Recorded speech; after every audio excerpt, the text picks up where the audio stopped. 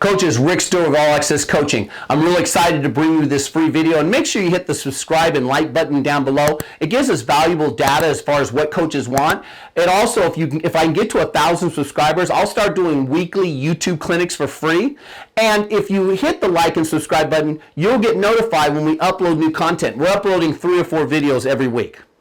Before we even get to naming different defenses that we're going to see, we teach our quarterback a communication system of the shades that defensive linemen will line up in. Okay, so we call these shades. The way that they're lined up on an offensive player will tell us what their responsibilities are.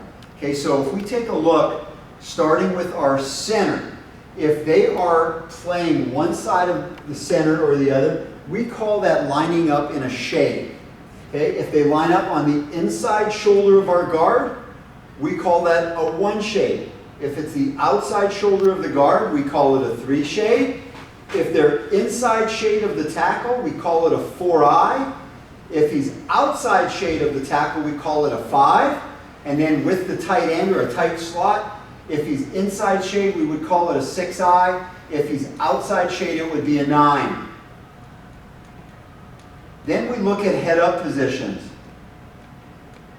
Anytime a player is head-up on one of our offensive linemen, we give it an even number. So head-up on a center is 0, head-up on the guard is 2, head-up on the tackle is 4, and head-up on a tight end or a tight slot is 6.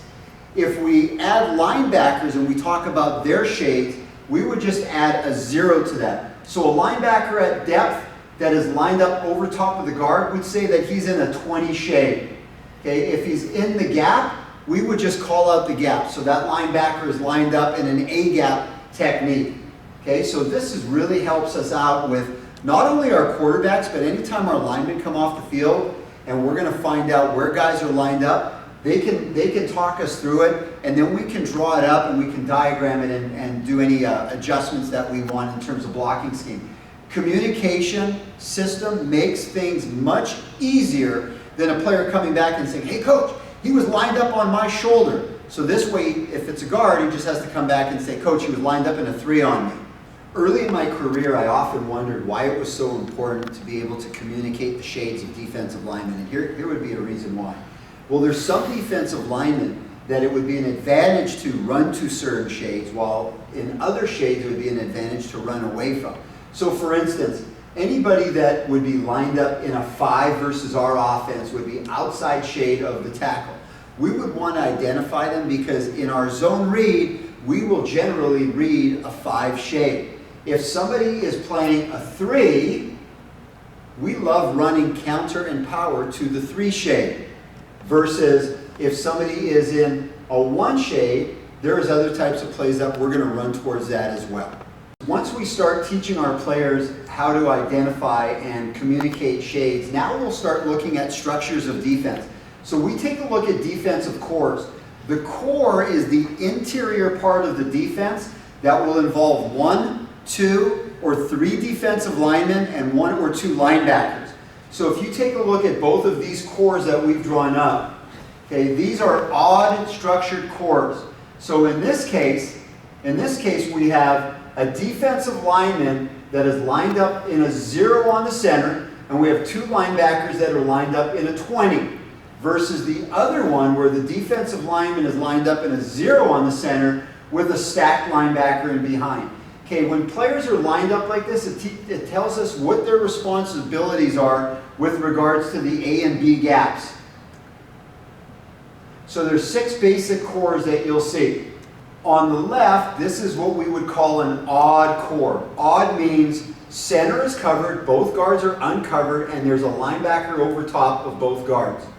Okay, on the right, okay, this is a core with 1 defensive lineman as well, and he has a stacked linebacker in behind. So we would consider this core, because both guards are uncovered, okay, linebackers over top of the nose who's on the center, we would consider that an odd stack. So cores with 1 defensive lineman, we'll either call them odd or odd stack. In the second diagram here, we're going to look at cores with 2 defensive linemen. So we're looking at the interior of the defense and how they're structured. Again, who's responsible for the A and B gaps? if we take a look at the diagram on the left, okay, the center doesn't have a D lineman on him. Sometimes he's possibly shaded. So sometimes what you may get is you may get the guard has a player outside shade of him, and then instead of this player being inside shade of the guard, he's lined up shaded on the center. Otherwise, the center is going to be uncovered and both guards wind up being covered by some sort of defensive lineman. Okay? And then there's going to be two players at linebacker depth, and they're in the B gap to B gap area. Okay, so we would call that core even. Then on the right, okay, the center doesn't have a D lineman on him, or he's possibly shaded, similar to the other one. And now there's only one player at linebacker depth, and he's in the B gap to B gap area. So we would call that an even stack. The third structure that we're looking at is anytime all three of your interior linemen are covered by defensive linemen, and we would call that a bear. So anytime we get a bear look, we're going to get one of two types. On the left, okay, we're going to have the center guard and both guards covered. There's going to be no linebacker in the B gap to B gap areas. They're generally going to be aligned over the tackles and the C gaps in that case, and we would call that bear. Okay, or in the other diagram, all three defensive linemen are lined up on top of the center and guards, and there's one linebacker at linebacker depth over top of the center, and we call that stack, bear stack. The next thing we do is we try to use the same terminology on both sides of the ball. So now it's all about communicating the fronts in a concise way so that you'll be able to get a description or an image in your head. And so what we do is we label the front. So on top is our odd cores. Anytime we get an odd core, it's going to be one of these four types of fronts. So we either get what we call a stealer, and I'm going to show you on the video, a stealer, or we'll get what we call an okie, a bear, or a stack. Okay, then with the even fronts, okay, we're going to get what we would call a rip Liz, and a rip Liz, that's two linebackers over top of the guards, or the Miami would be an even stack. And then sometimes we'll go against teams and you'll see that we can't even identify the front. When we can't identify the front initially until we figure it out, we will call it joker, and that tells our guys that the front was non-identifiable.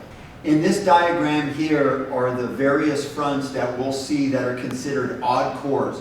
So on the top left, this is what we would call a stealer front. A stealer front has an odd core and two inside linebackers. The outside linebackers tend to be overhang players. On the top right, we call this an odd stack. In an odd stack, it's the 3-3 stack to us. So you have three defensive linemen, and then a right, middle, and left backers. Okay, and then down at the bottom, an okie is very similar to a stealer with the exception of the outside linebackers are walked up and now become more like defensive ends. And these players on top of the tackles, those are more of B-gap players, and they're more like defensive tackles. And then down at the bottom, this is a bear core where the center and guards are covered. The linebackers are over top, responsible for the B to C gap. And then you've got the outside linebackers walked up, and that's a bear front. The main difference between stealer and okie, although they look very similar in terms of the core, in an okie, the outside linebackers have no pass responsibility, and they're more like rush ends.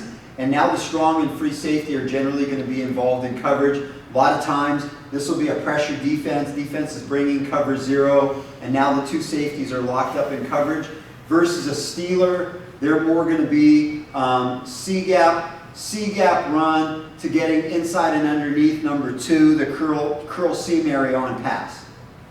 The last slide here are even fronts. So these are both even cores on the left and the right.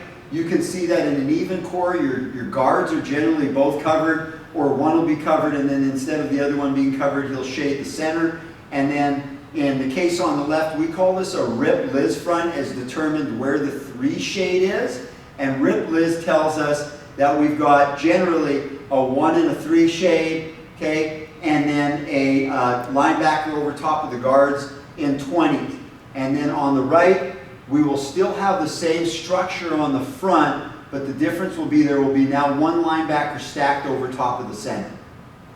Coaches, I really hope you got some great information from that YouTube video. Again, hit the subscribe and like button down below. It gives us valuable data. And if I get to 1,000 subscribers, I'll do free YouTube clinics. And you also get notified when I'm doing those YouTube clinics and when I upload new content to this channel. Thanks for watching, coaches.